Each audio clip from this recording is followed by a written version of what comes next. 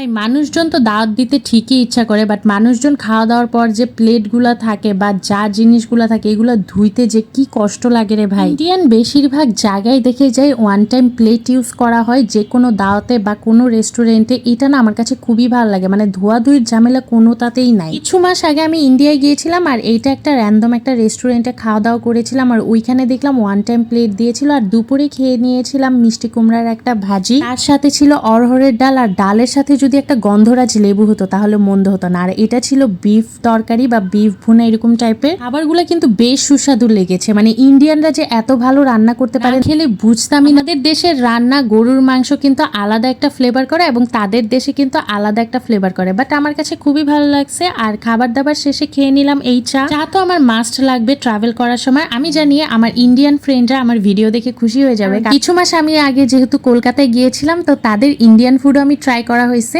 আপনাদেরকে বলি আপনাদের খাবার দাবার কিন্তু আমার কাছে বেশ মজার লেগেছে। আর আমার ফ্যানদের মধ্যে কারা কারা ইন্ডিয়ান আছে অবশ্যই অবশ্যই আমাকে কমেন্টস করে জানাবেন। আর আজকের ভিডিওটা এই পর্যন্ত। Bye bye, thanks for watching.